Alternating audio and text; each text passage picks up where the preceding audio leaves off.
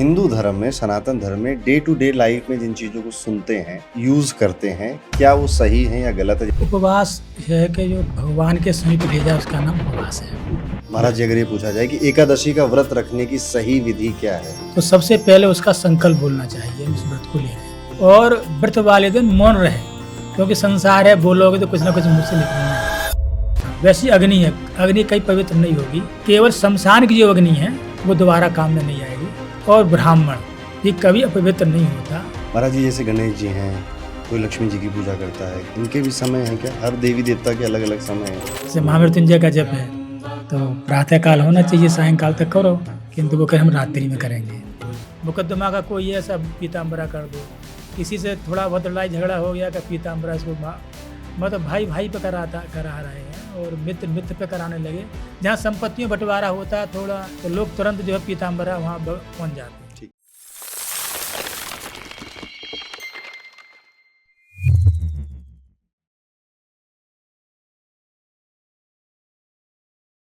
आचार्य ज्ञानेंद्र जी, एक बार फिर से हमारे पॉडकास्ट में आने के लिए बहुत बहुत शुक्रिया। पिछली बार हमने बात करी थी कई सारी आपकी कंट्रोवर्सीज के बारे में और आपके ओपिनियन क्या रहे लोगों के ऊपर उसके बारे में। आज हम कोशिश करेंगे कि जो हम हिंदू धर्म में, सनातन धर्म में डे टू डे लाइफ में जिन चीज़ों को सुनते हैं या यूज़ करते हैं, क्या वो सही है या गलत है? जैसे हम एकादशी के व्रत की बात करना चाहेंगे। पितृपक्ष क्या होता है? पितृ का ऋण कैसे चुकाया जाता है? स्त्री ऋण लग जाता है कई लोगों पे, बहन ऋण लग जाता है कई लोगों में। ऐसे ही व्रत करने का सही तरीका क्या होता है? पूजा पाठ का सही तरीका क्या होता है? जो क्योंकि आप जो बातें करते हो ना आचार्य जी, वो कहीं लिखी हुई हैं। ठीक है, और आप उसका श्लोक भी बताते हो, यहाँ पे आप मनगढ़ंत कुछ भी नहीं बताते हो, ये बात आपकी सबसे ज़्यादा अच्छी और ख़ास है। कर्मकांड अनुष्ठान का भारतीय जीवन में, भारतीय दर्शन में क्या महत्व है, लोगों के जीवन में क्या महत्व है, जो हमारे संस्कार होते हैं, ठीक है, जो गर्भधारण से शुरू होकर अंत्येष्टि तक जाता है, बीच में कई सारे संस्कार आते हैं, जो कहीं न कहीं लोग खाना पूर्ति करने लग गए हैं कि करना था तो करके निपटाओ इसको, ये वाला, वो कितना इम्पोर्टेंट है, इन सारे सब्जेक्ट्स की हम बात करेंगे, टॉपिक्स को हम टच करेंगे। तो एक बार फिर से आपका बहुत-बहुत स्वागत है। इन सब की शुरुआत मैं करना चाहूँगा जो कि एक चीज़ है लगभग हर घरों में हो जाती होगी, वो है व्रत रखना, उपवास रखना। व्रत और उपवास इन शब्दों का मतलब क्या एक ही है या अलग-अलग है? पहला तो ये। दूसरा अ, आज क्या गलतियाँ कर रहे हैं लोग व्रत उपवास रखने में और क्या नहीं करना चाहिए? यहाँ से हम अपनी बात की शुरुआत करेंगे। उपवास है कि जो भगवान के समीप ले जाए उसका नाम उपवास है। हुँ, उप समीपे वासा प्रवासा। व्रत ये होता है कि जो है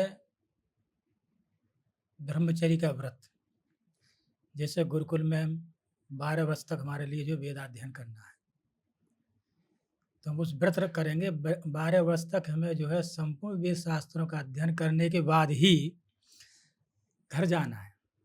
उसकी उपक्रमा संज्ञा होती है, और घर जाने के बाद वो गृहस्थ आश्रम में आता है। तो व्रत का मतलब दृढ़ता रहती है कि हमें ये करना ही है।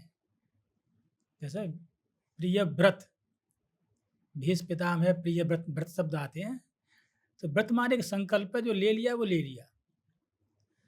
आज के युग में उपवास है, व्रत है, ये एक इनको अपने ढंग से जो है व्याख्या लोगों ने कर ली है। स्पष्ट लिखा है, यदि आप एकादशी का व्रत करेंगे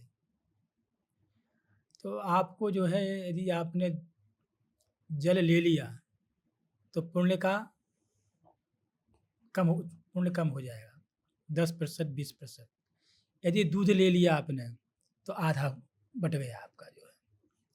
फलाहार कर लिया तो और भी आपके हाथ से चले गए। एक बार आप दूध ले लीजिए तो आधा आपके पास रह जाएगा। आप दिन में सो लिए, व्रत गया। झूठ आपने बोल दिया, व्रत का फिर कोई फल नहीं है।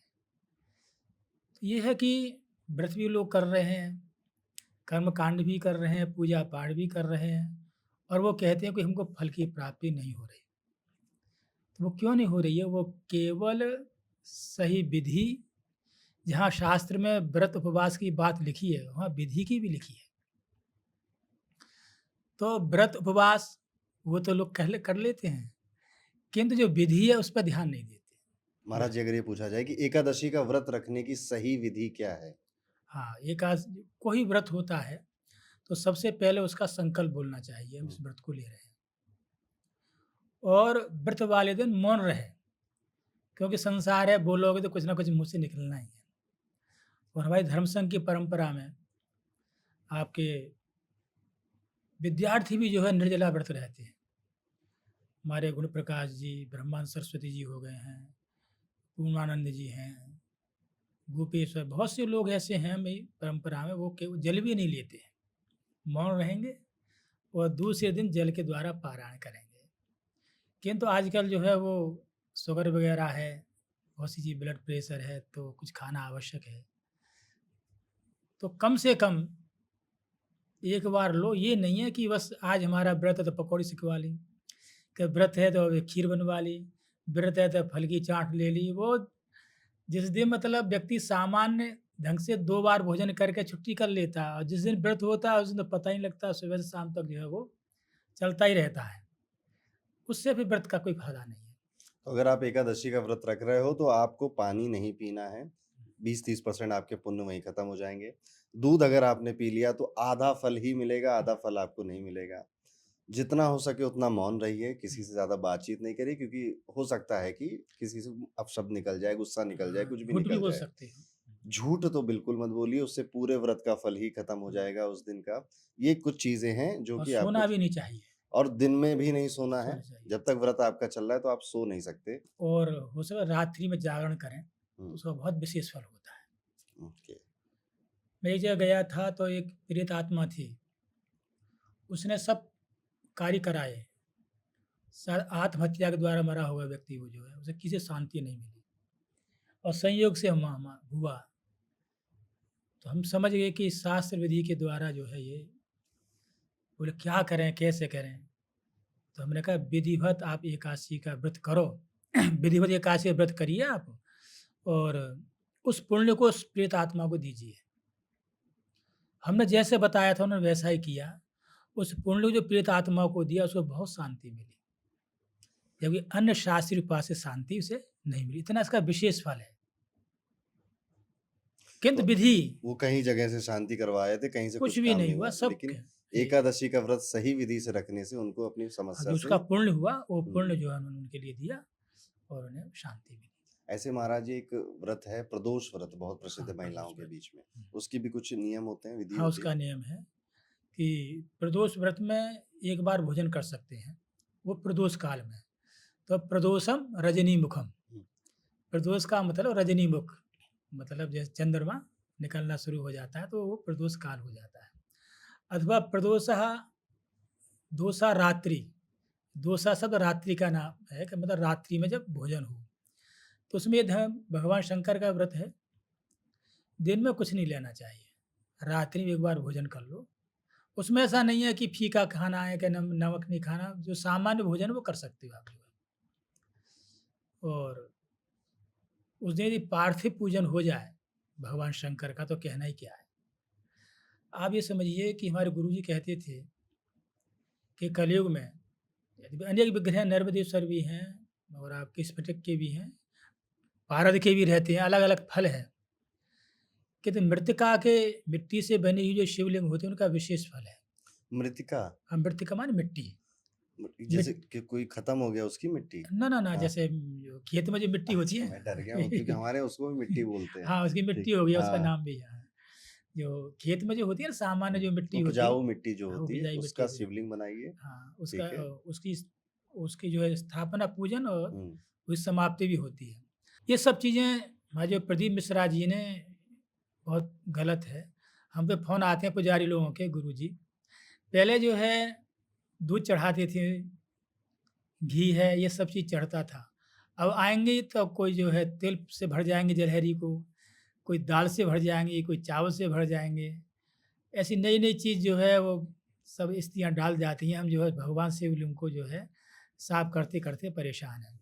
ये सही नहीं है। इनके दान का महत्व है। आप दाल है तो दाल का आप दान कीजिए। हरी वस्तु का दान करेंगे तो भगवान बुध प्रसन्न होंगे। तो इनका दान का महत्व ये भगवान पर चढ़ाने का नहीं है ये। किंतु वो तो माताएँ होती हैं ना, वो जैसे गुरुजी ने कह दिया वैसे ठीक है, बाकी विधि नहीं है। और उसमें बिल पत्र लेंगी, रगड़ेंगी, फिर उसको खाएँगे उनका नहीं, पुजारी के द्वारा कराएँ वो। उसमें अर्चयंती शब्द आया मतलब ब्राह्मण के द्वारा कराएँ, तो वो फल है। और बाकी स्वयं करेंगी तो नहीं, तो शालिग्राम है। आप ब्राह्मण द्वारा पूजा कराएँगे तो महाफल मिलेगा। और वहीं आपने जो है माताओं, स्त्रियों जिसका ब्राह्मण भी है, यज्ञोपवीत नहीं हुआ, स्पर्श कर ली तो वज्राघात होता है भगवान शालिग्राम को। भगवान शालिग्राम को वज्राघात होता है, तो ऐसी स्थिति में वो वज्राघात जब तक चलेगा, जब तक जो है अथर्व सूक्त के द्वारा वो पाठ नहीं हो जाएगा। आप कर तो पुण्य रहे हैं, किंतु वो आपसे पाप रहा है। क्यों? आप विधि नहीं जानते। और जो कथावाचक बने हुए हैं वो वो भी अपने नहीं जानते। वो भी नहीं जानती हैं, वो जैसा कहते हैं वैसे ही जो है माताएँ करने लगती हैं। हुँ। तो सबके जो है मूल में क्या विधि है और काल भी है। जो पूजा आज प्रश्न आया था कि जो है कि गुरुजी मध्य प्रदेश से कि रोज़ रात्रि में मृत्युंजय जप है, अभिषेक वगैरह सब कराते हैं। यह क्या विधि सही है ये?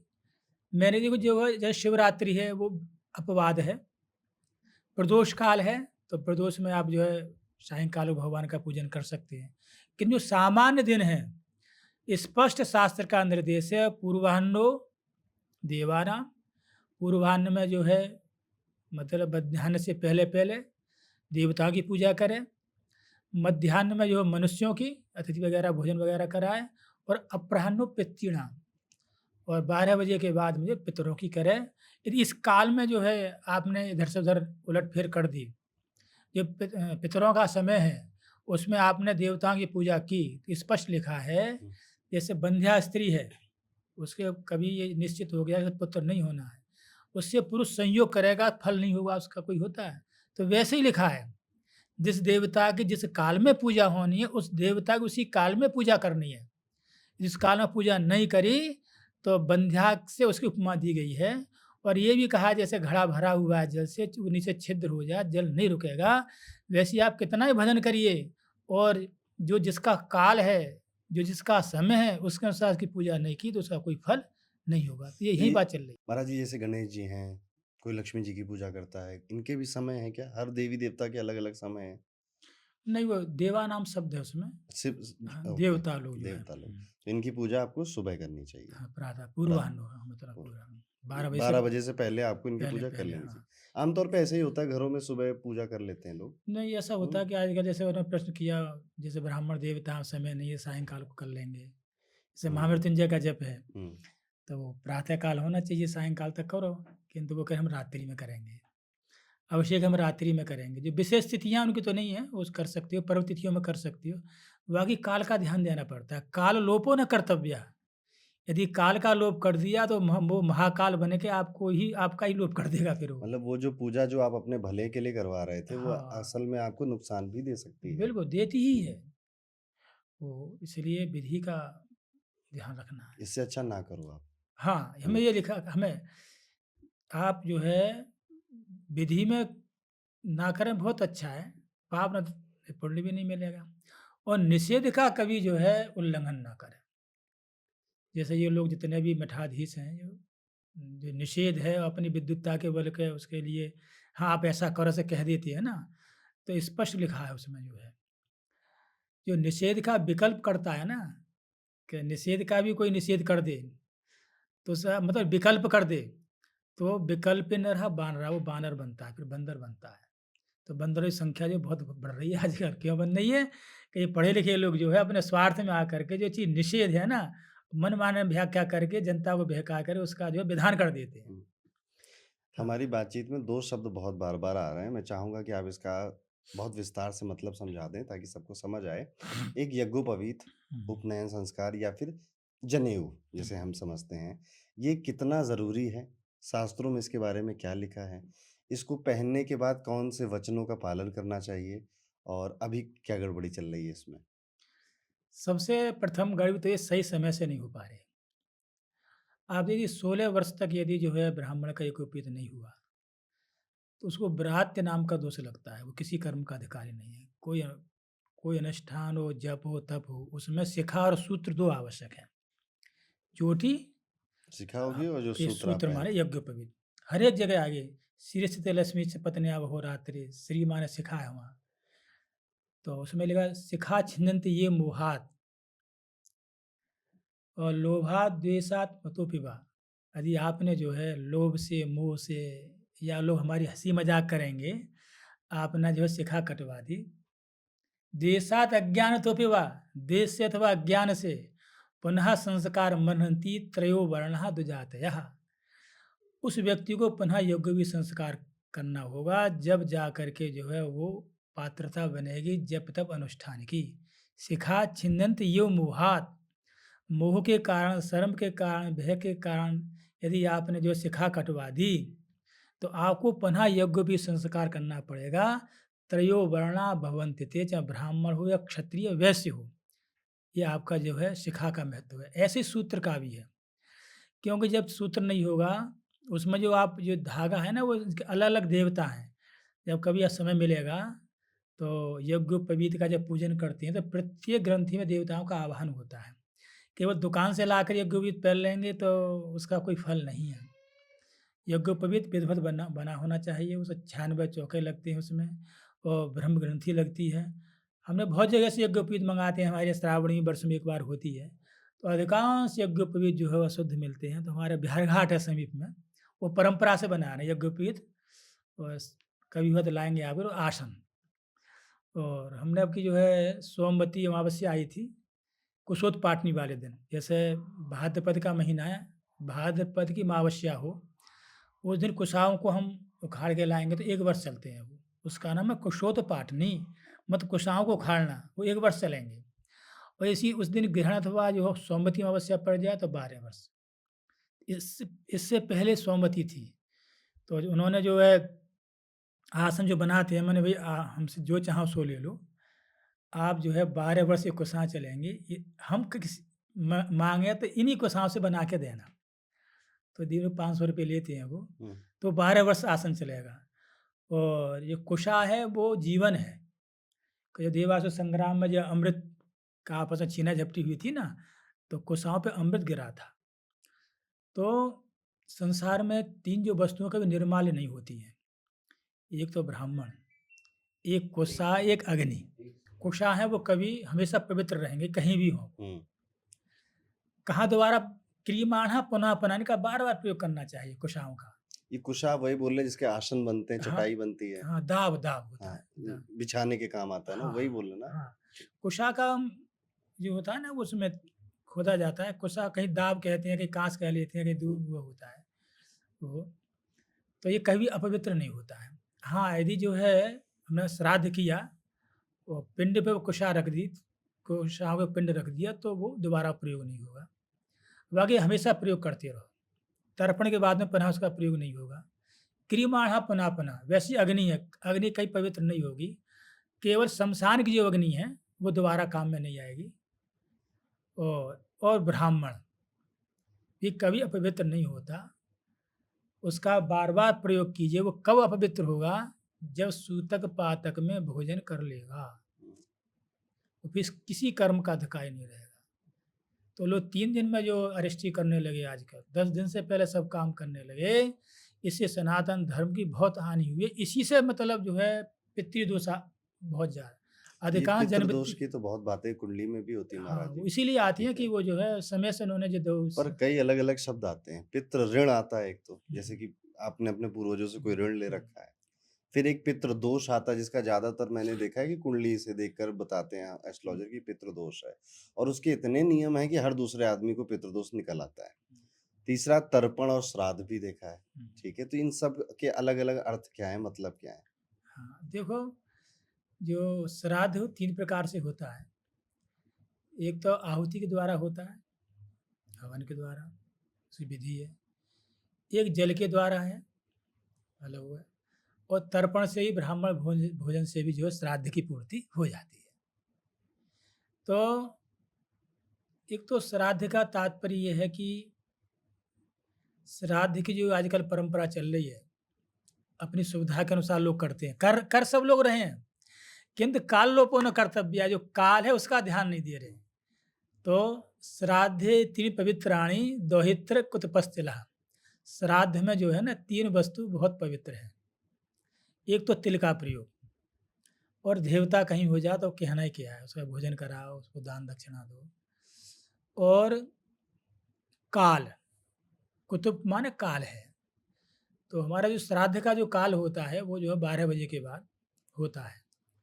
उसमें ये है कि हमारा जब 1 महीना होता है तो पितरों का जो है एक अहोरात्र, एक रात दिन होता है। तो पितरों की तिथि है अमावस्या। अमावास्यावस्ताम चंद्रार्को यस्याम स अमावस्या, उसको कुहू भी कहते हैं। ये अमावस्या का नाम कुहू भी है। तो जब पितरों को जब भूख लगती है तो कुहू माने अमावस्या को पुकारते हैं, अरे भाई हमें भूख लग रही है, कुछ तो करो। तो अमावस्या क्या प्रभाव है? यदि अमावस्या वाले दिन गऊ का अथवा ब्राह्मण का भोजन करा देंगे तो हमारा 1 महीना है, उनका 1 दिन रात है। तो 1 दिन भोजन कराने से उनका एक हमारा 1 महीना है, उनका 1 दिन रात है। तो 1 दिन के भोजन कराने से 1 महीना तक वो भोजन चलता है। हमारे ज्योतिष में एक बहुत बड़ा उपाय बोला जाता है और ये उपाय जो कर लेता है उसके काम बनते-बनते रुकते नहीं हैं। आमतौर पे एक कंप्लेन सुनने को मिलती है कि मेरा काम होते-होते नहीं हुआ, बनते-बनते नहीं बना, पहुँचते-पहुँचते नहीं पहुँचा। तो राहु इसका एक बहुत बड़ा कारण होता है कुंडली में, जिस वजह से ऐसा इंसान फ़ील करता है। और राहु का उपाय अमावस्या को करा जाता है पितरों के लिए, तो ब्लेसिंग के लिए कि ताकि उनका आशीर्वाद मिले कि आप गंगा स्नान करें, आप कुछ दान ज़रूर करें। जैसा आपने भी कहा ना ब्राह्मणों को दान करो, गौ का दान करो। ये अमावस्या की तिथि बड़ी ज़रूरी है। आपके काम बनने लग जाएँगे अगर आप ये करते हैं। ये इसका लाभ मिलता है। तो क्यों है कि वो 1 दिन के भोजन से जो है उनका 1 महीने का भोजन है। क्यों उनका उनका 1 रात ही 1 महीना है, हमारे 1 महीने में 1 रात होती है, पितरों का दिव्य दिन होता है ना। तो अमावस्या वाले दिन जो है विशेष फल है। और ये है कि पात्र व्यक्ति होना चाहिए। अब ये कोई आजकल जो है जैसा संविधान है श्राद्धी ब्राह्मण के भोजन का, वो तो मिलेगा नहीं। कहीं-कहीं मिल जाता है, तो उसका गौ विकल्प दिया है।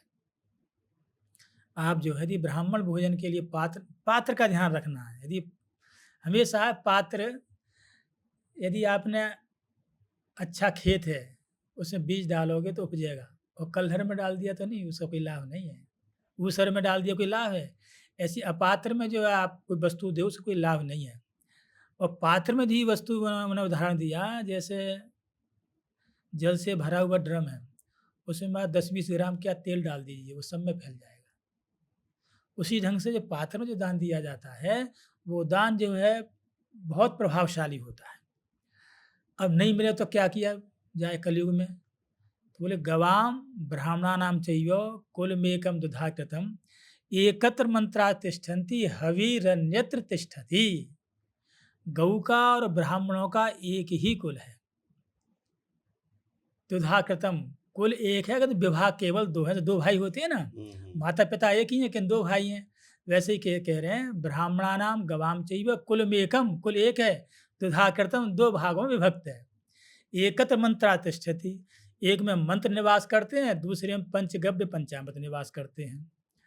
तो जो पितरों तक जो वस्तु पहुँचनी है या तो अग्नि के माध्यम से पहुँचनी है, तो उसमें एक बार जो है द्रव्य की शुद्धि आवश्यक है, ब्राह्मणों का जो है पात्र निर्णय भी आवश्यक है, अथवा जो है दूसरे ढंग से ब्राह्मणों के द्वारा पहुँचनी है, और तीसरा जो है वही गऊओं के द्वारा पहुँचनी है। कोई चौथा है नहीं जो पितरों तक वस्तु पहुँचा दे। किसी के पितृ प्रसन्न होते हैं तो जीवन में क्या देखने को मिलता है? आप ये देखिए सांसारिक जितने भी सुख होंगे आपके,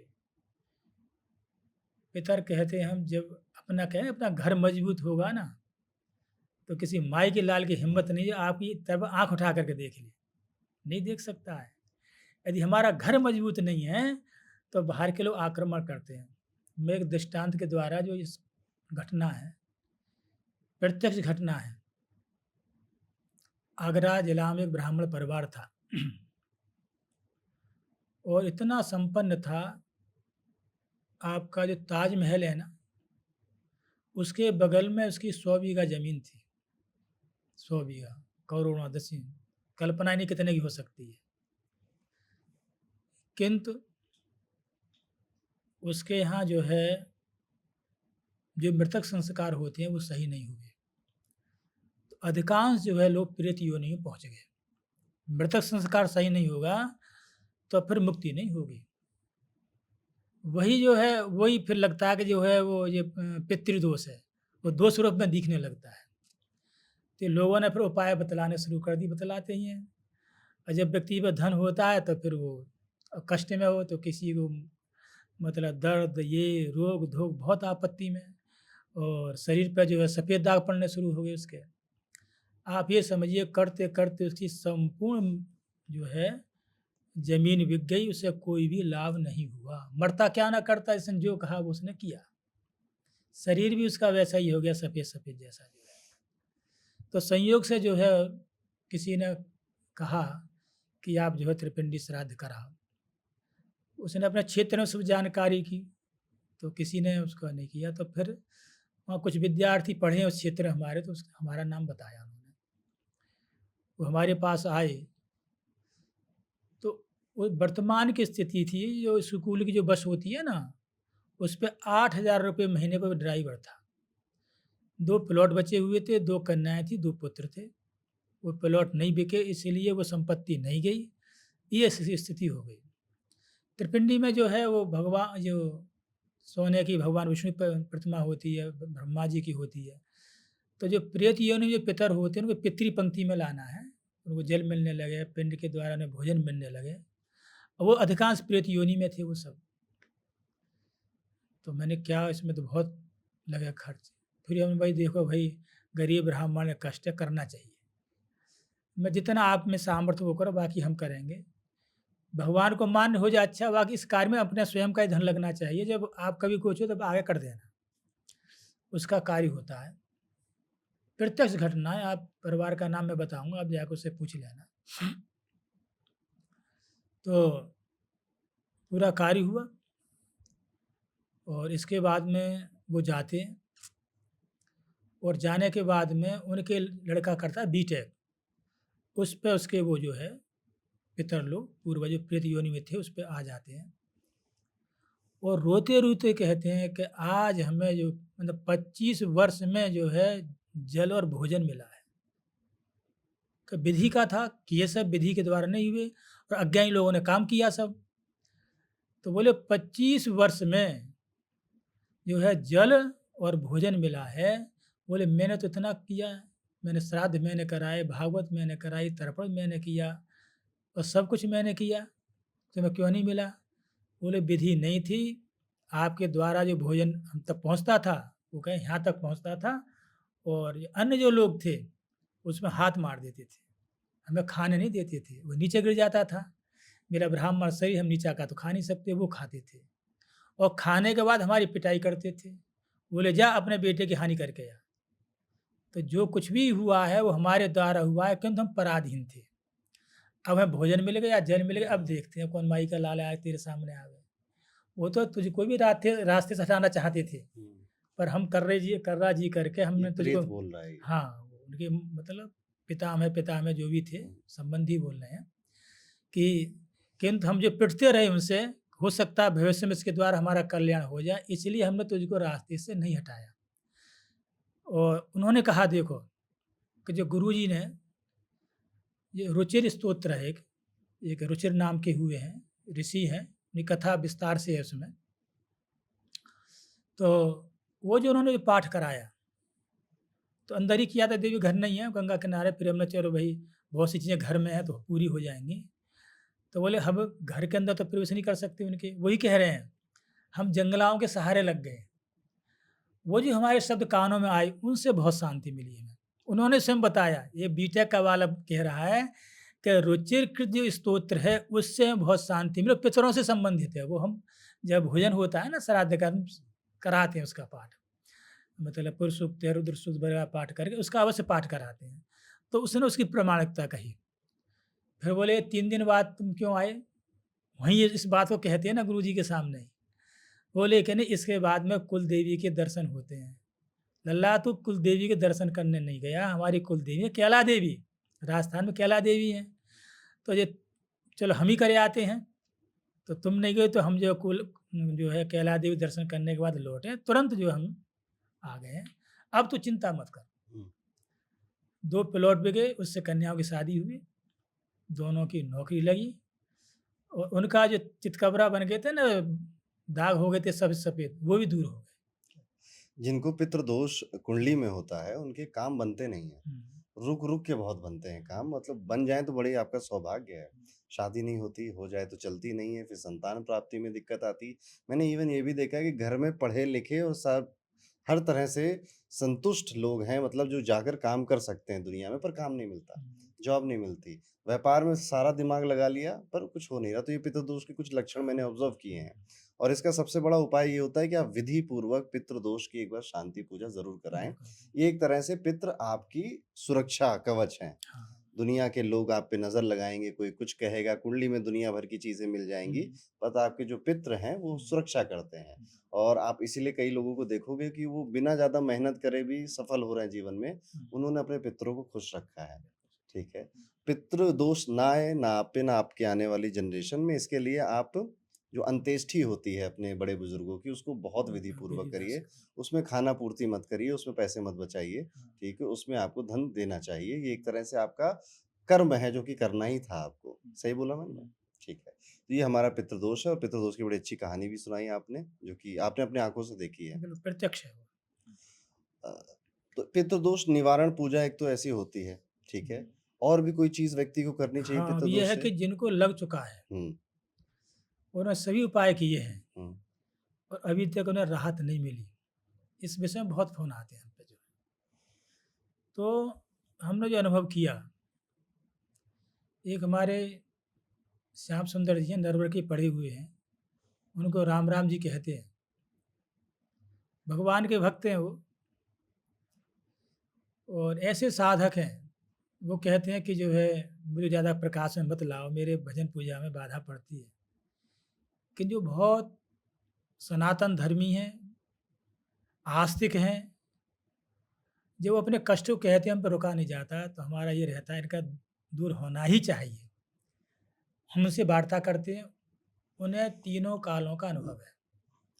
भूत, भविष्य, वर्तमान ये बताएँगे, तुम्हारे पितर कहाँ किस योनि में यही बता देंगे, किंतु बहुत छिपे हुए हैं।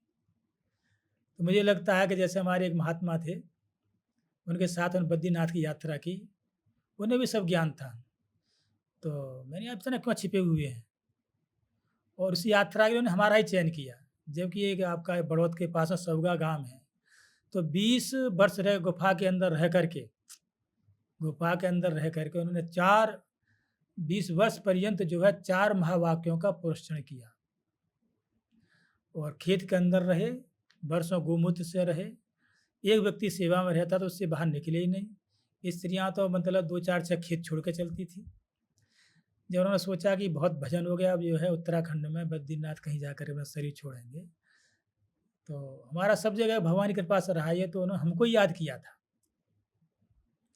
तो वो कह रहे थे कि हमको जो है यदि अपना पुण्य धर्म छिपाना है, तो हमारा हरकुली पाठक है। देखो पाठक जी, ऐसा छिपे हुए रहना कि जैसे कोई कुँवारी कन्या है, उसके गर्भ रह जाए तो कैसे छिपी हुई रहती है। प्रकट नहीं होना है, प्रकट होगा संसारी लोग हैं, ये फिर जो है चैन से नहीं रहने देंगे। उन्होंने ऐसा कहा बद्रीनाथ की यात्रा में। जो आई घटना घटित होती पहले ही बता देती थी वो जो है। तो वहाँ की भी घटनाएँ बतलाता हूँ मैं कि जो 10 दिन से पहले जो मतलब जो अष्टमी है, देखिए 10वाँ 10 संख्या है, तो 10वाँ अलग शास्त्र कहता है, तो 10वें दिन होना चाहिए।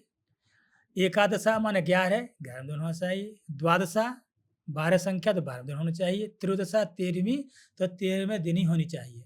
उसमें ऐसा कुछ नहीं कि स्त्री की 12वें दिन हो, पुरुष की 13वें दिन हो, ऐसा कहीं शास्त्र में नहीं है। वो 13वें दिन ही होना ही है और ये नहीं है श्राद्ध में जी विधवा ने भोजन विधवा का श्राद्ध विधवा खाए, ऐसा नहीं, ब्राह्मण का विधान है वहाँ। किंतु 80% लोग जो है विधवा का श्राद्ध करें तो विधवा को खिलाएँगे, बालक का श्राद्ध बालक को खिलाएँगे, स्त्री का तो स्त्री को खिलाएँगे, कहीं विधान नहीं है, केवल जो है ब्राह्मण भोजन का ही विधान है। तो उन्होंने जाते समय जो है वो मूल पाठ कराया, तो मूल पाठ हमारे छोटे भाई ने किया और महारुद्र भी कराया, वो हमारे आचार्यत्व में हुआ। तो वहाँ क्या देखते हैं, उनके यहाँ जो है एक भक्त उनकी जो सेवा करता था, उसकी कन्या थी। उनकी कन्या पर जो है एक चुड़ैल जो होती है ना, उसका आवेश हो जाता है। बहुत दिनों से था और शायद अनुष्ठान का छठा या 7वाँ दिन था, 5वाँ दिन था, उस पे चुड़ैल का आवेश हो जाता आ जाती है चुड़ैल। तो वो था उसने जो है यमुना यमुना पास में वहाँ से यमुना का सब कहा, खूब किया, वो नहीं गई। तो ऐसे जल छिड़कने लगे ना, तो वहाँ तो जाटों की भाषा है। तो वो कहती है कि अरे भाई पंडित, तो जो है जल छिड़कने की बात करे तो घड्ड के घड्ड मेरे ऊपर उड़ेल दिए ना, तब भी मेरा कुछ नहीं होगा। वो जाटों की भाषा में जो है। तो किसी ने कहा कि मैं गुरुजी आए हुए हैं नरवर वाले, वहाँ चलते हैं, वहाँ इसका इलाज होगा। फिर वहाँ लेके आए, पूरा गाँव था, वो लड़की थी, वो तड़प रही थी। अच्छा, हमें इसका पहले जीवन में कोई अनुभव था नहीं, कि क्या भूत है, क्या प्रेत है, क्या चिड़िया क्या आती हैं, कैसे, हमें कोई अनुभव नहीं रहा। तो वो आ गई, तो उस पर जैसे ही जो है वो बैठती, पहले तो महात्मा जी के लिए अपशब्द बोलने लगी, "अरे! गुफ़ा में बैठा रहता है जो है ये फलाना, क्या कर लेगा ये मेरा जो है, ये तुम क्या कर लोगे हमारा?" तो हमने कहा जल छिड़का, बोले कुछ नहीं होने वाला है इससे। तो मैंने इसमें तो बड़ा अपयश हो रहा है, ये विधि भी आनी चाहिए। फिर हमें अनुभव हुआ कि ये जो शरीर ब्राह्मण है, तो इनको भगाने की विधि आनी ही चाहिए। पूरा गाँव है, इस कुछ नहीं होगा तो ये कहेंगे कुछ नहीं, ये ढोंगी पाखंडी लोग हैं। तो मन में प्रेरणा हुई कि आप जो नित्य कर्म में पाठ करते हैं उसी करो। हमसे छोटे थे, तो वैसे-वैसे करते हैं, जो हम लोग पाठ करो तो करके देखें। तो हमने दुर्गा कवच का जो है पहले श्राव्य विमोचन किया, और दुर्गा कवच का जैसे पाठ शुरू किया, उस सभी अंगों का वर्णन है उसमें। इससे ये रक्षा करे, इससे ये रक्षा करे। जिस-जिस अंग का वर्णन आया उसी अंग में उसकी आग लगने लगी। बोली बस, बस, बस, बस, रुक जाओ, मैं जा रही हूँ। मैंने आए तो प्रसाद लेके जाओ। फिर हमने कहा कि देख दुष्टनी, तुझे तो मरना ही होगा। बोले पहली पहली गलती है, क्षमा करो, मैं आपकी शरण में हूँ। मैंने शरण का शब्द तो ये है कि शरणागत ये तज, मैं तेरा तो बांध दिया है, चल मारेंगे नहीं, पर तू ये बता, ये तो भगत जी इसके पिता, महाराज जी की सेवा करते हैं, इस गाँव में कितने लोग हैं, उनको परेशान ना करें, इनको क्यों परेशान कर रही है? बोले मैं जिस पे आती हूँ तो कम से कम यमुना का जल तो पिला देते हैं, और कहीं जाऊँगा तो कोई जूता मारता है, कोई शराब पिलाता है, कोई कुछ करता है, तो और अशांति हो जाती है मुझे। तो कुछ ना कुछ तो मेरा काम चलता है इस पे आने से। तो मैं कुछ कर पर ऐसे परेशान क्यों कर रही है? बोले हमारा स्वभाव है ये। जो बोली हमारा स्वभाव है, और इनका जो जहाँ लड़की ब्याही है, पानीपत में, उसकी भैंस मरी है तो मैंने ही मारी है वो। हुँ। वो सब वो कहती चली गई। मैंने कहा हम जहाँ रुके थे, एक लड़का बेचारा था हृष्ट-पुष्ट, और रात भर सोता नहीं था। उसे बड़ा कष्ट था, हमें बड़ा दया में क्या चक्कर है? मैंने जो बालक है वो रात भर घूमता रहता है, अ, उसको तो परेशान आप लोग नहीं कर रहे? बोले कि नहीं, हमने पागल करके छोड़ दिया, अब हम उस पे नहीं हैं। तुम बड़े दुष्ट लोग हो भई, तो जाओ। तो आना नहीं, बोले कि ठीक है, वो चली गई। प्रत्यक्ष घटना है, अब देखिए जो है, आप कभी सबका जाएँ तो पूरा उसका रहस्य समझ सकते हैं। इसके बाद में फिर हम लोग पाठ करने लगे, दोबारा फिर उस पे आवेश आ जाता है, गाँव वाले फिर लेके आ गए। तो हमने कहा कि भई देखो ये तो बड़ा चुड़ैल चुड़ैल होती है, ये अपनी मतलब बात पे नहीं रही। तो वही प्रक्रिया हम फिर पाठ करना शुरू किया, तो उन्होंने कहा कि नहीं, हम चुड़ैल नहीं हैं, हम 7 व्यक्ति हैं, हम 7 आत्माएँ हैं, और ये चुड़ैल जो गई है ना, उसने हमसे कहा है कि जो महाराज जी की जहाँ कुटी है, जहाँ भजन करते हैं महाराज जी, वहाँ प्रसाद मिल रहा है, तुम जाके लो। तो उसने हमें फँसाया है। तो हमने सोचा कुछ मिल रहा हो, चलते हैं। तो बोले किसके माध्यम? इसके माध्यम से मिलेगा। हम इसको परेशान करने नहीं आए, हम तो अपना कल्याण करने के लिए आए। उसने कहा प्रसाद मिलेगा, तो प्रसाद लेने के लिए आए। तो मैंने हम पे तो प्रसाद जो है इस समय मिलेगा नहीं आपको, अभी आरती नहीं हुई है, कुछ नहीं दे सकते आपके लिए। बोले नहीं, जो गंगा जल ले ही गए थे, उन्होंने मंत्र बतलाया गीता का, इस मंत्र से हमको जल पिला दीजिए, हम मुक्त हो जाएँगे, और आप जो चाहो सो हमसे माँग लेना। मैंने माँगने का स्वभाव नहीं है, क्योंकि आप जिस योनियों में माँगने के बाद फिर उसका वसूलना जो है ना, बड़ा भयंकर होता है वो। माँगना-मूँगना कुछ नहीं है, आपका कल्याण तो हम कर सकते हैं। तो हम दोनों मंत्र बोलते गए, वो जल पीते गए, चलते गए। तो जाते-जाते उन्होंने ये कहा कि जितने ये आपके इधर के गाँव हैं, जितने भी हैं, ये तीसरे दिन अरेस्टी कर देते हैं। आप ये देखिए, ये 10 दिन से पहले सब जो है अरेस्टी कर देते हैं ये लोग, और उसका ये प्रभाव है कि यहाँ कोई भी मुक्त नहीं है। जितने पीपल हैं, प्रत्येक पत्ते पे हम लोगों का निवास है। लिखा भी है वेद मंत्र में, अस्यथ्यो निषदनम पर्णलेवो। पीता जो है पीपल के पत्ते पर जो है इनका निवास का अधिकार है इन्हें।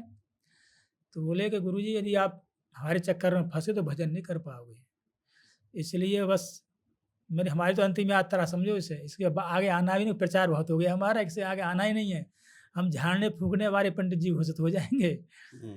ये तो बात आगे फँस गई है, इसलिए इसमें है। तो बोले कि ये है, इसका मतलब उसने कहा कि 10 दिन से पहले यदि आपने जो है दसवाँ, एकादशा, द्वादशा, त्रयोदशा कर लिए, हमें उससे कुछ लाभ है ही नहीं। तो इस गाँव का प्रत्येक इनका पूर्वज प्रेत बना हुआ है। हुँ। इसलिए जैसे जो है इसलिए इनमें अशांति है। जैसे कि पंडित हुँ, जी आम तौर पे जैसे मान लेते हैं किसी के नाना जी हैं, हुँ, उन्होंने अपना देह छोड़ा अष्टमी तिथि को। हुँ, तो जब पितृ पक्ष आता है तो वो अष्टमी को अपना श्राद्ध करते हैं। हुँ। ये सही है? हाँ, उसमें 2 भ्रम है एक। हाँ, आपने बहुत अच्छा प्रश्न पूछा है। हाँ। इसमें बहुत लोग भ्रमित हैं और नई पीढ़ी यदि जीवन अपना लिया, तो मैं ये वादा करता हूँ उनसे जो है, जो चाहेंगे उनकी वो नौकरी लगेगी। हुँ, जो चाहेंगे वो होगा। केवल थोड़ा ध्यान दें। ऐसा है कि एक मृत्यु तिथि होती है, दाह तिथि होती है। जैसे अष्टमी तिथि को मृत्यु हुई, हुँ, तो पितृपक्ष में अष्टमी तिथि को श्राद्ध करना है। ठीक। किंतु जैसे ब्रज क्षेत्र बहुत सी जगह दाह तिथि को लेते हैं। जिस दिन दाह संस्कार होगा उस तिथि के अनुसार श्राद्ध करेंगे, वो नहीं है।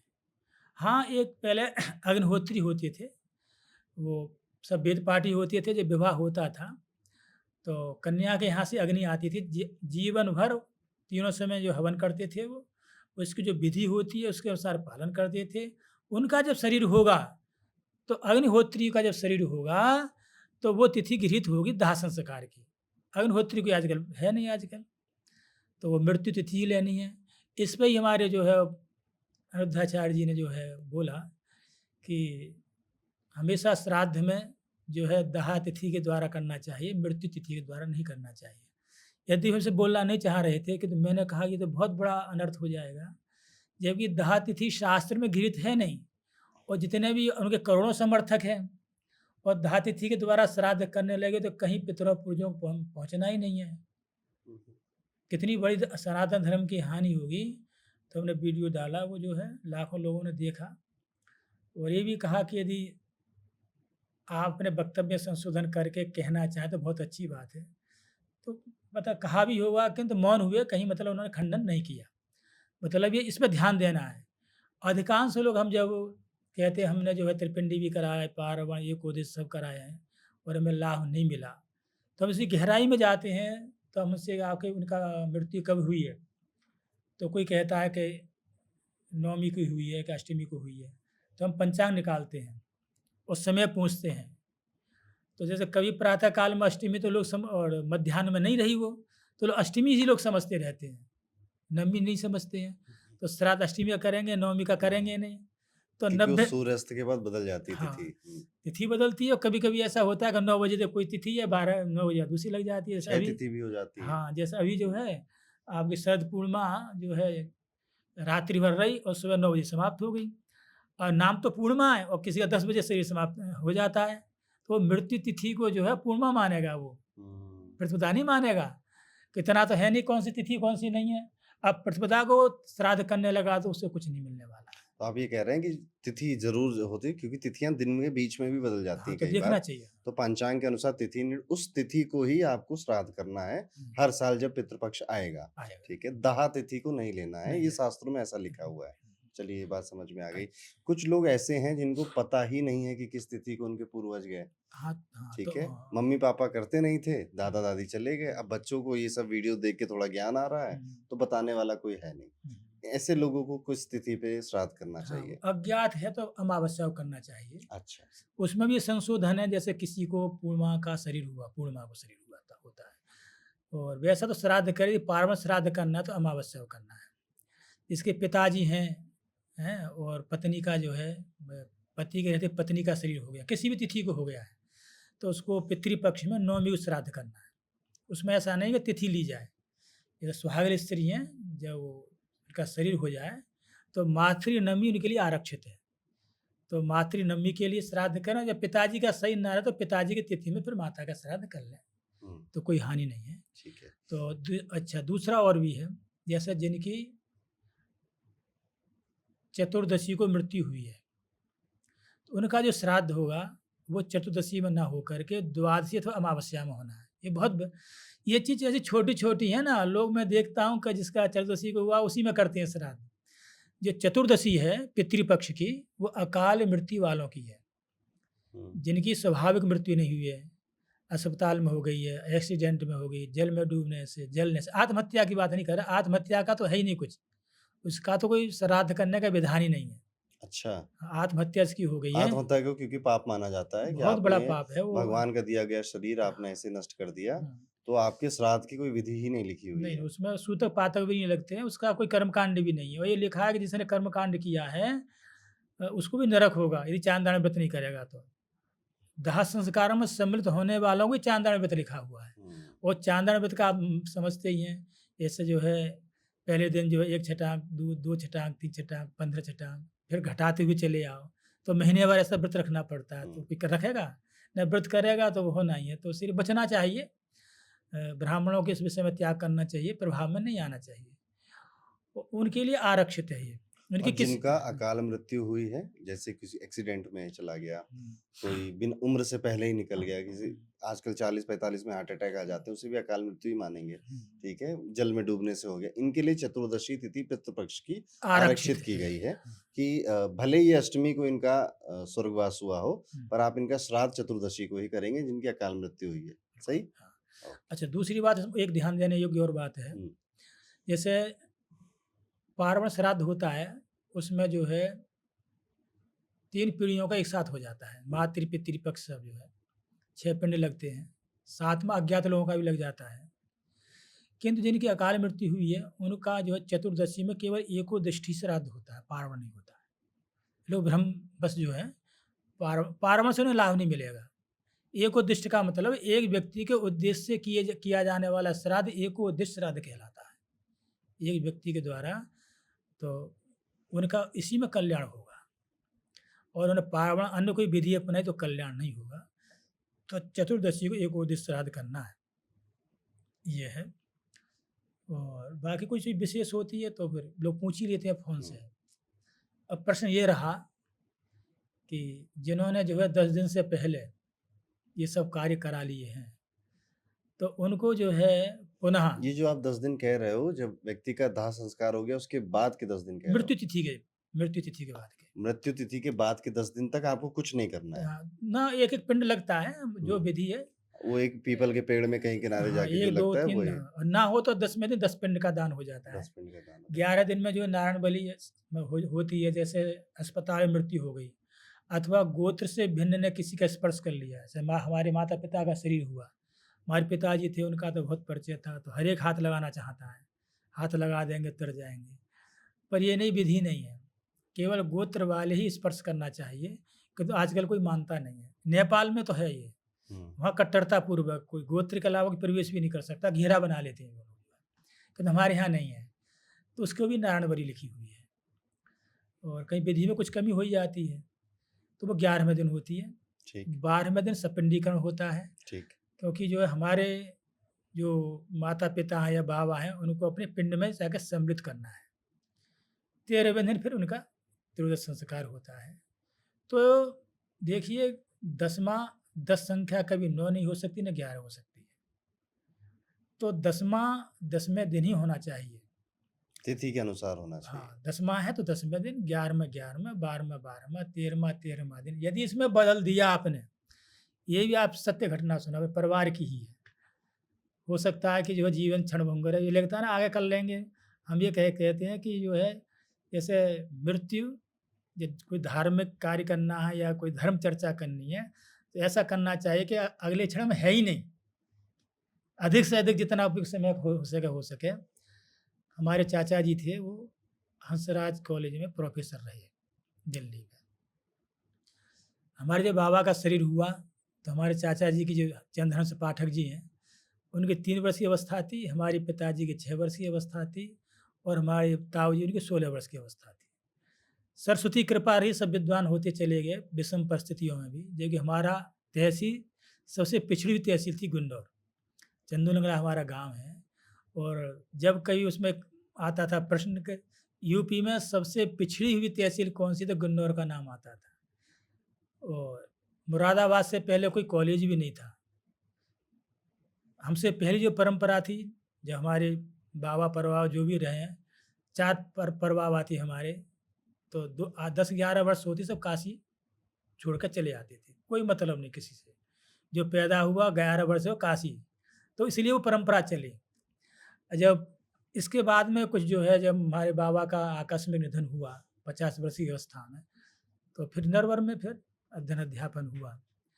तो उनका जब विवाह हुआ, तो हमारे पिताजी ने जो है वो जन्मपत्री देखी, बोले कि भई जो है वो ठीक मामला नहीं है। तो हमारे चाचा जी बोले कि देखो हमारे ऊपर किसी का साया नहीं है, और वो इंस्पेक्टर की कुमार गाँव था, और वो इंस्पेक्टर थे जिनकी कन्या थी।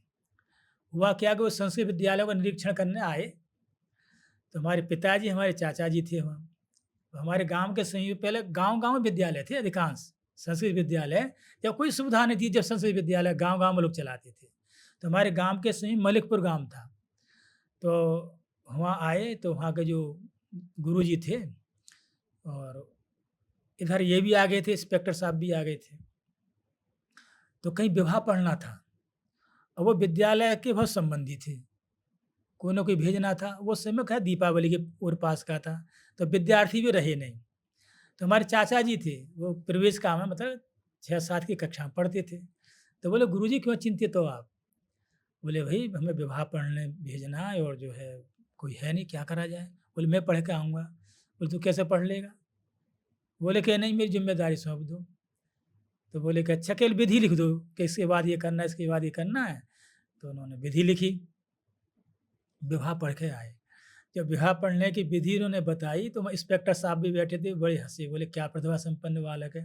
तो जब इन्होंने संकल्प कर लिया था कि मेरी कन्या जब विवाह योग्य होगी, तो इसी से विवाह करूँगा। इसके बाद नरवर आ जाते हैं। अंग्रेजी शासन था, तो वहाँ एक मुरलीधर थे, बहुत बड़े, और विद्यालयों के हित करने के लिए वो आ रहे थे, और आने से 1-2 घंटा पहले ही बताया कि आने वाले हैं ये। तो महाराज जी थे जब, जो विद्यालय संस्थापक हैं, वो बड़े चिंतित थे। बोले, इनका कैसे स्वागत हो? श्लोक है, कविता बनानी है, तो 2-4 घंटे तो चाहिए ही, अब कैसे बनेगी? तो मीटिंग कर रहे थे, हँसते-खेलते वो, कोई परिवार का ऐसा कोई संस्कार है। पहुँचे हमारे चाचा जी, चंदन पाठक जी। बोले, "महाराज जी क्यों चिंतित हैं?" कि ऐसे-ऐसे मुरलीधर आने वाले हैं, और उनका स्वागत कैसे हो? बोले, "मैं करूँगा।" तो बोले, "मेरे ऊपर छोड़ो, मुझे भरोसा करो।" तो आचार्य जी, प्रधानाचार्य जी ने कृपा थी, महाराज शास्त्रार्थ होता था। बोले, "इस बालक के चक्कर में आ गए, कहीं ऐसा ना हो विद्यालय की हानि हो जाए।" तो महाराज जी बोले कि, "ये ऋषि परंपरा का बालक है, यदि कह रहा है तो इसकी बात मानो। ये कोई साधारण वंश का बालक नहीं है। इसके वचनों पर भरोसा कीजिए।" बात हो गई। वेदवन था, बहुत पूरी सभा लगी हुई थी, और ये हो गया कि जो है कक्षा प्रथमा में पढ़ते थे, उसमें रघुवंश चलता था, रघुवंश, कि ये बालक जो है स्वागत करेगा। अब सब की बोले, कविता ये बनाना नहीं जानता, श्लोक बनाना ये नहीं जानता, भाषा इसकी है नहीं, ये कैसे करेगा? तो बोला कि अद्भुत स्वागत होगा, आप चिंता मत करो। ये मैं इनसे स्पष्ट कराना चाहता हूँ कि इन्हें कितना समय है, कितनी देर तक जो है अपने श्लोकों में इन्हें कितना समय दे सकते हैं मेरे लिए? तो उनके मुँह से निकलेगा, "आप जितना चाहो।" जो मुरलीधर जी थे, तो उन्हें पूरा रघुवंश कंठ था। उसमें 80-90 श्लोक हैं, पूरा कंठ था। श्लोक सुना देता हूँ, याद बना रहेगा। तो बालक क्या श्लोक बोलता है? "अथ प्रजानामधिपा प्रभाते जाया प्रतिग्राहित गंधमाल्यां बनाय पीतपृतवद् वत्सां सुस्वागतम श्री मुरलीधराणाम।" मुरलीधर नाम ही था। सुस्वागतम, मैं मुरलीधर का स्वागत करता हूँ। जब उन्होंने ये सेटिंग करी, सब हँसते-हँसते लोट-पोट हो गए। अब वो ये मुरलीधर ये समझे कि जब बड़े लोग गदगद हो रहे हैं, मेरा कितना हँस के जो है स्वागत कर रहे हैं, आते से स्वागत हुआ ही नहीं मेरा कहीं। फिर तस्याखरन्यास दूसरा, ऐसे 10-20 श्लोक हुए, वो तो इंग्लिश के व्यक्ति थे। बोले, "बोलो बालक कितनी देर तक और तुम जो है स्वागत कर सकती हो?" बोले, "जितना आप पे समय हो।" बोले, "भी अन्य जगह निरीक्षण करना है।" तो ऐसे अद्भुत थे। तो उनका जब उन्होंने कहा कि जो है ये इंस्पेक्टर की कन्या है और आगे संबंध हो या ना हो तो विवाह हो जाना चाहिए। जो दोष है उसकी निवृत्ति कर लेते हैं। बोले कि कुछ दोष ऐसे होते हैं उनकी निवृत्ति नहीं होती है। हमारे पिताजी बोले वो सत्यनिष्ठ थे। किंतु तो हमारी दादी बोली कि नहीं, समय हमारे अनुकूल नहीं है, विवाह है तो कर लेना चाहिए। विवाह हो जाता है। विवाह के तीसरे दिन हमारी चाची जी की तबीयत खराब होती है, उनका शरीर हो जाता है। कोई बात नहीं है, शरीर होने के बाद जब दूसरा विवाह हमारे चाचा जी का हुआ, तो विवाह जिस दिन आई उसके दूसरे दिन उनके ऊपर जो पहली चाची जी वो आ जाती हैं। बिल्कुल सत्य घटना जो है, और आ कर के कहती हैं कि अरे भई ये तो मेरे पति हैं, तेरा कैसा साहस हुआ इन पे इनको जो है विवाह करने का? तो ये समझती है कि जो है मेरे पति को तो छीन लेगी, कभी ऐसा हो सकता है? ऐसा क्या स्त्रियाँ कहती हैं। तो हमारे उसमें पिताजी भी थे। पिताजी ने फिर मंत्र बोला, बोले शांत रहो। तुम ये बताओ, तुम सौभाग्यशाली स्त्री हो, पति के रहते हुए जब पत्नी की मृत्यु हो जाए तो उस पत्नी का तो पति लोक में निवास होता है। तुम जो है इस अधम योनि में कैसे गई? और ऐसा कोई भी कर्मकांड नहीं था हमने नहीं छोड़ा। यदि इतने कर्मकांड कराने के बाद भी यदि तुम प्रेत योनि में पहुँची है तो हमारे इस कर्मकांड को, इस ऋषि पद्धति को, इस संस्कार को धिक्कार है। तो कहाँ त्रुटि रही हमारी? बोले कोई त्रुटि नहीं है।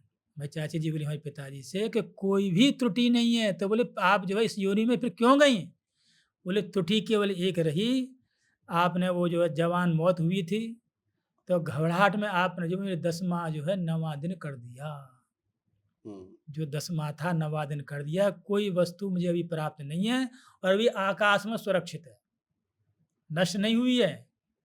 मेरा आप 10वाँ कराइए, वो सब वस्तु मुझे मिल जाएँगी और मैं मुक्त हो जाऊँगी। हुँ। 10वाँ कराया, इसके बाद आज तक कोई समस्या नहीं है।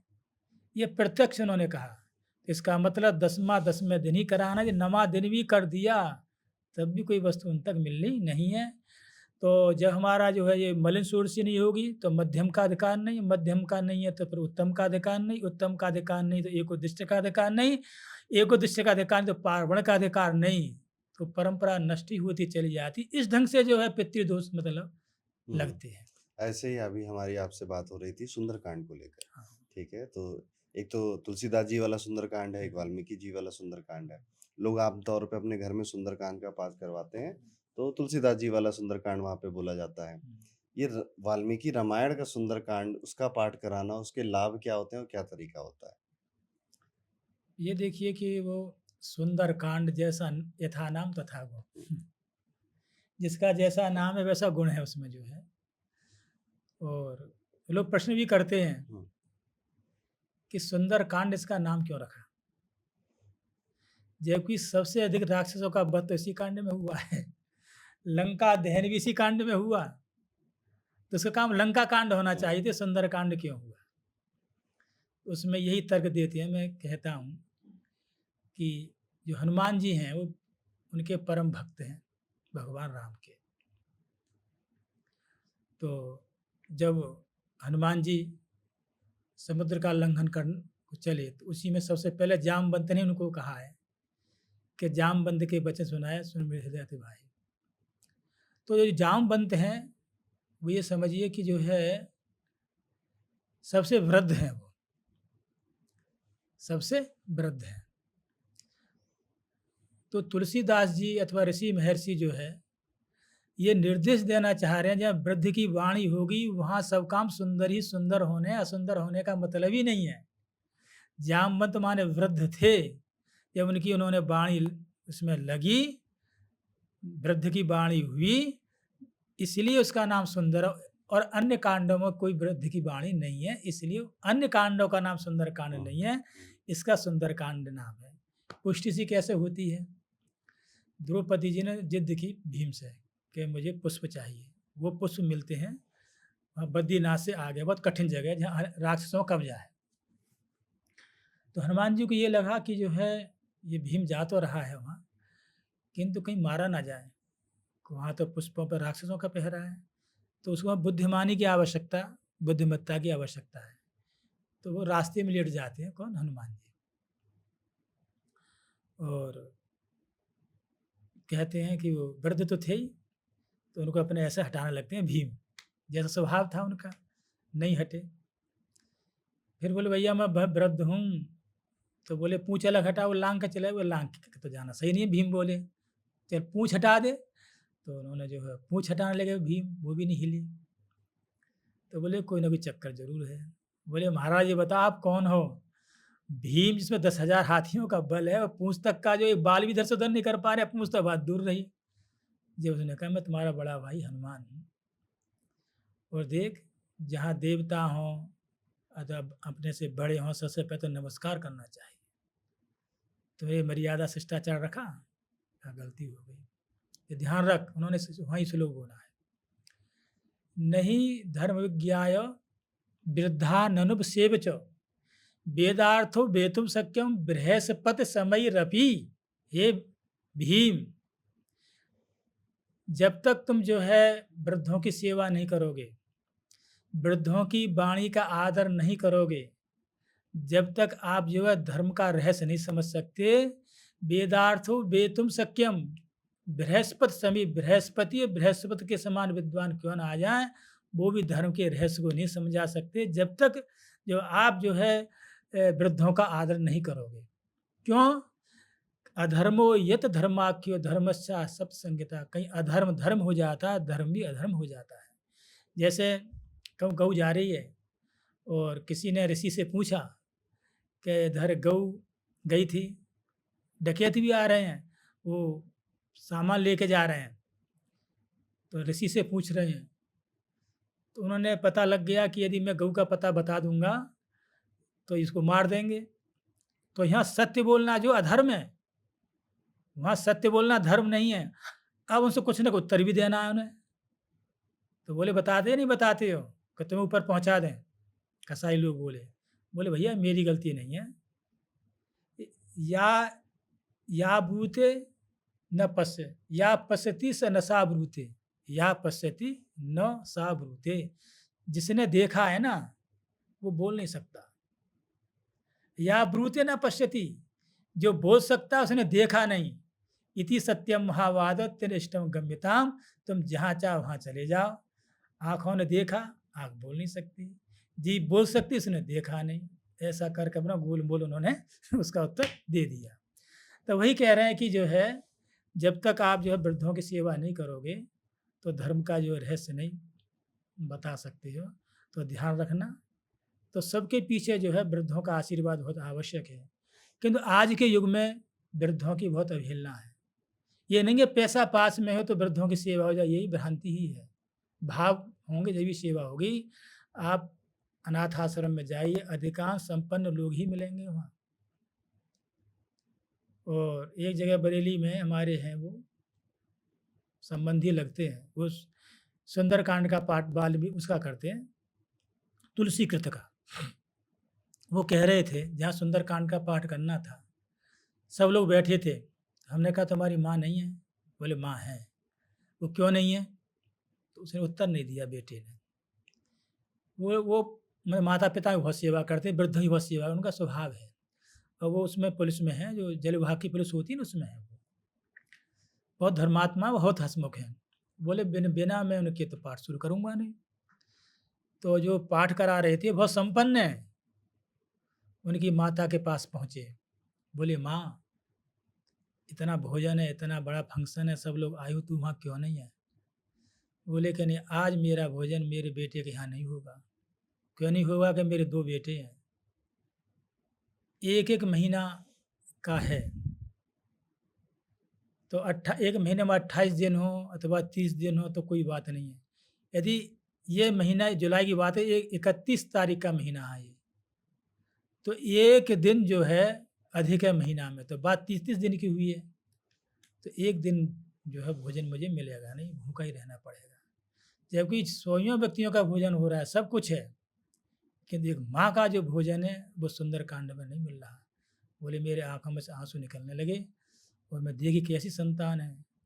मतलब एक तारीख, एक दिन का भोजन एक दूसरा पुत्र सहन नहीं कर रहा।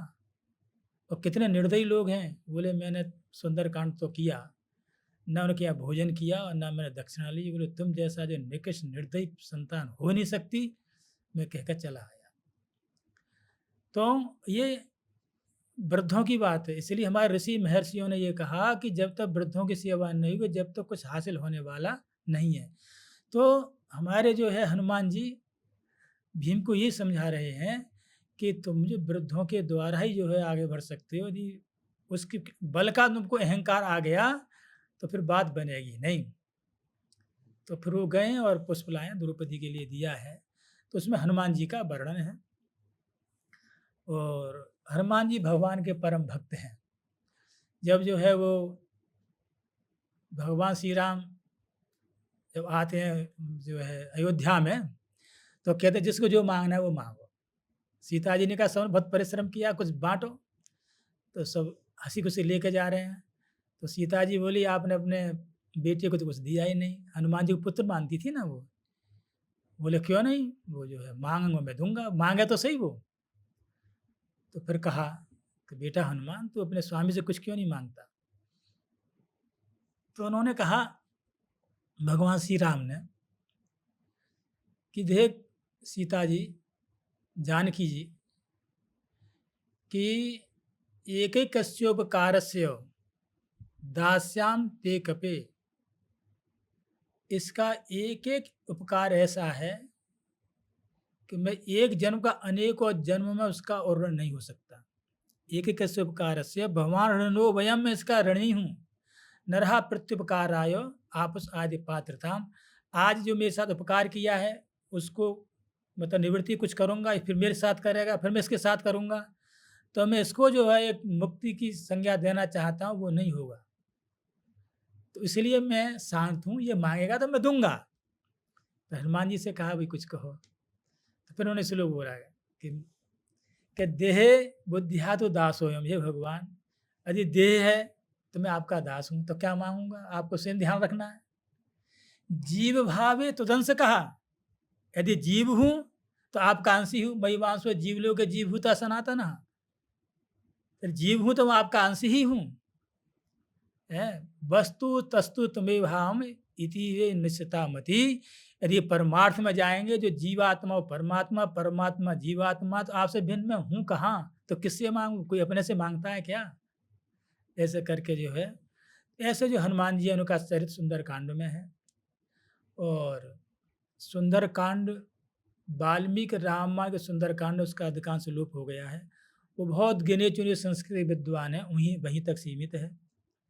हमने भी 2-4 लोगों को उसको बताया है। फिर कहीं-कहीं में एक आध व्यक्ति को हमने बताया, वो उसका जो है वो अपात्र लोगों का वो करने लगा। तो हम एक बार जो है वहाँ बनारस में थे, तो एक विंध्याचल से महात्मा आए और उन्होंने भोजन की याचना की। अच्छा उस समय छात्रावस्था थी, स्वयं भोजन बनाते थे, वो भी स्टोव का था, वैसा था भी नहीं। अन्य और भी थे, हम छात्रावास में, अन्य लोगों से भी कहा उन्होंने। तो सबने कहा ये तो काश ही है, रोज़ महात्मा माँगने खाने वाले आते हैं, तो जो है कहाँ तक हम खिलाएँगे, सबने मना कर दिया।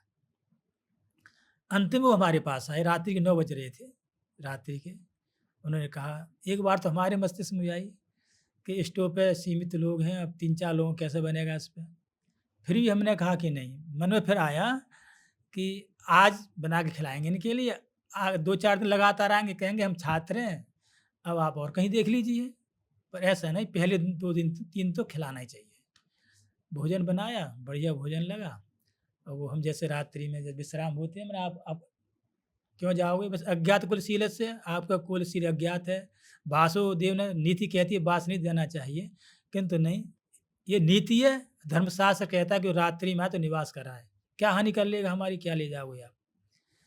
किंतु वो बहुत बड़े साधक थे। उन्होंने ये रुद्राक्ष दिया हमें, कुछ मंत्र देने लगे हमें। मैं बोले मैं विंध्याचल से आया हूँ और आगे का जो समय आने वाला है बहुत भयावह है। उस समय हमें पढ़ाई लिखाई का एक भूत सवार होता है ना, युवावस्था में हुँ, हमें हुँ।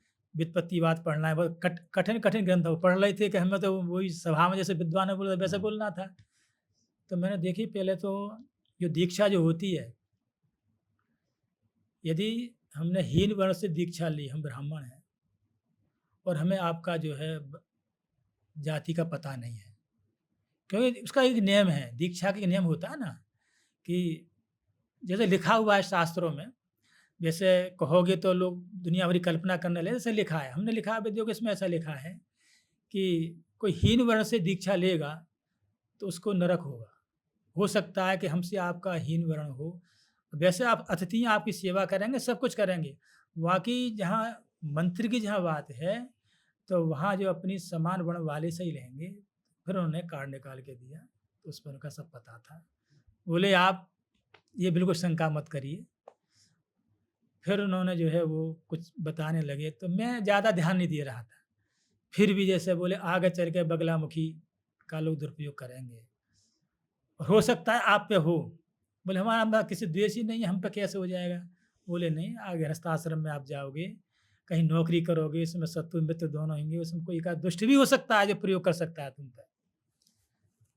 तो बोले कि जो है ज़्यादा लंबा-चौड़ा मंत्र नहीं बताते हम। तो उन्होंने हनुमान जी का मंत्र बताया कि कोई पात्र व्यक्ति है और किसी अपात्र ने बगलामुखी का प्रयोग कर दिया, इसको केवल 108 बार जो है जपना है, और जपने के बाद में उसने आपके अहित की दृष्टि से किया है तो उसका अहित होगा, आपका नहीं होगा, और आप इसको ले लो। कौन-सा मंत्र है? वो मंत्र गोपनीय है। गोपनीय। हाँ, उन्होंने गोपनीय कहा, और बाकी हम जैसे कोई आता है तो हम क्या कर देते हैं। जैसे कोई बगलामुखी का बहुत तंत्र चल रहा है, हुँ, मुकदमा का कोई है, सब पीताम्बरा कर दो। किसी से थोड़ा बहुत लड़ाई झगड़ा हो गया कि पीताम्बरा इसको मतलब भाई पे करा रहे हैं, और मित्र पे कराने लगे। जहाँ संपत्तियों बँटवारा होता है थोड़ा, तो लोग तुरंत जो है पीताम्बरा वहाँ पहुँच जाते हैं। ठीक है। तो स फिर उसका उसी जी। का कर दिया उन्होंने। फिर उन्होंने इसकी भी मतलब वाल्मीकि रामायण सुंदरकांड का उन्होंने महत्व बताया, और एक पाशुपतास्त्र दिया उन्होंने। वो आपको कह देता हूँ, मुझे पता नहीं आगे क्या है, बस ये मैंने आज तक किसी से कहा नहीं है। आप पात्र रहो, इसलिए मैं कह रहा हूँ कि आपके द्वारा जो है वो धर्म का प्रचार ही होना है। तो इसका हम क्या करेंगे? बोले, जब जब सब मंत्र निष्फल हो जाएँ, तो आप इसका प्रयोग कर देना, कभी असफल नहीं होगा, और प्रयोग करने से पहले मुझे स्मरण करना, आवश्यकता पड़े तो मैं पहुँचूँगा विंध्याचल से ही। सन 91 में जो है हमारी मतलब नियुक्ति, 1 जुलाई की नियुक्ति होती है। आपस में राग द्वेष, क्योंकि मैं नाम नहीं लूँगा। तो मतलब ये हुआ कि जो हमें जो है सस्पेंड करने, निकालने की तैयारी होगी। ऐसे-ऐसे आरोप लगाए, वो कह भी नहीं सकते, और अपने अपने लोगों के द्वारा आए थे, हमारा बिल्कुल मन नहीं था। किंतु भगवान की कृपा थी, तो संकल्प नहीं भूलना है। ये नहीं है कि हमारा ये संकल्प है, केवल उच्चारण ही करना, संकल्प नहीं हुआ, केवल 3 बार ही बोलना है। और ये कहा कि भई जो है इस समय आप विद्यालय खाली कर दो, एक अन्य जगह लो। हमने कुछ खाली करके हम चले भी गए। बिहार घाट में जाकर रहे। वहाँ महाराज जी विष्णु आश्रम जी ने बड़ा प्रेम दिए किया, और वहाँ से तो अच्छा ही रहे, अच्छा ही इच्छा हुआ वैसे। फिर हम कॉलोनी में आ गए। फिर वहाँ जो एक घटना सी घटी, अंदर बड़ा हमारे को उद्वेग आया, तो हमने कहा कि उन्होंने कहा था इसको प्रयोग करके देखते हैं। रात्रि का समय था। हमने एक बार ही बोला वो, हमारी धर्मपत्नी थी, और पुत्र का जन्म हो चुका था, एक पुत्री थी। इतने में हमें जो है आँखें मिचती हैं, प्रकाश होता है बहुत। प्रकाश में हमारे गुरुजी आते हैं। हो सकता है और कोई हो, किंतु वो जो है हमारा जो है वो आँखें हमारी मतलब जो है प्रकाश में जो है बंद हो गई स्वतः ही। बोले, "इसके विनाश में तुम निमित्त क्यों बन रहे हो?" गुरुजी हमारी भाषा में कह रहे हैं, जिनसे हमने मंत्र लिया है। "इसके विनाश में तुम क्यों निमित्त बनते हो भई? तुम ये सोच रहे हो कि जो है तुम इससे कम रहोगे? तुम्हारा इससे 1000 गुना यश होगा, और ये आपने प्रयोग कर दिया, तो फिर आप कहीं के नहीं रहोगे।" इसी गुरु का आदेश, बिल्कुल ऐसे शब्द आ रहे हैं। तो मैंने कहा कि जो है आपका आदेश है, किंतु जो है ना, जो नरवर मुझसे अलग खाली करवाया है, मुझे नरवर ही पहुँचना है। उसमें जो प्रबंधक जी थे, तो वो बहुत तेजस्वी थे, जमींदार लोग थे, सब थे। तो बोले आप पहुँचो। मैंने कि वो तो प्रबंध समिति में प्रस्ताव पास है, वो कोई प्रस्ताव नहीं है। तो हम गए, हमने किसी से नहीं पूछा, एक कमरा खाली था। हमने जाके उसी में सामान रख दिया। किसी ने कोई आपत्ति नहीं करी। काम आपका हो गया। हाँ, काम हो गया और वो मंत्र का भी प्रयोग नहीं हुआ। चलिए महाराज जी, बड़े अच्छे लगी ये सब बातें आपसे हुँ, और ऐसा लग रहा है कि बहुत कुछ अभी सीखना बाकी है। बहुत हुँ। कठिन भी है ये, लेकिन ये सब शास्त्र सम्मत है इस बात की। बहुत-बहुत शुक्रिया आपका हमारे पॉडकास्ट में आने के लिए और हम फिर से मिलेंगे और फिर से नई-नई बातें करेंगे। आपको जो सवाल पूछने हो पंडित जी से कमेंट करके ज़रूर बता दीजिएगा। हाँ, मिलते हैं। सुंदरकांड का थोड़ा रह गया है। जी, बताएँ। तो सुंदरकांड की जो विधि है, वो सुंदर जो भी आपकी इच्छा है, जैसे आपदां हर्तारम दातारम सर्वसंपदाम लोकाभिराम श्रीराम भूयो भूयो नमामि, इसके संपुट से कर सकते हैं। ओके। जयति बलो राम, ये 4 श्लोक का एक ही संपुट है, उसका संपुट 4 श्लोक रहेंगे।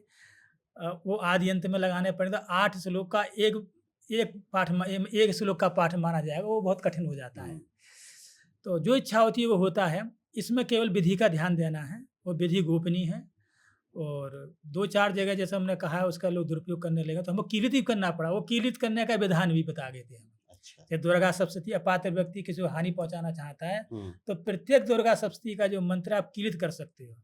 वो विधि मैं समझता हूँ भारतवर्ष में किसी के पास नहीं होगी। फिर मैंने प्रयोग नहीं किया अभी। पर ऐसी विधियाँ ऐसे ऑनलाइन नहीं बोलनी हाँ, चाहिए, नहीं, ना नहीं, जाने जो कौन किस मन से ले हाँ, ले। अपात्र व्यक्ति के लिए हो। चलिए, राधे-राधे पंडित जी। राधे-राधे बोल दीजिए एक बार। हाँ, राधे राधे, हर हर महादेव। हाँ, किसी कोई काल हर, काल दुख हर, हर, कष्ट हर, सर्व पाप हरा। हम्म, ओम नमः पार्वती पार्वती पते, पते, हर हर हर हर महादेव।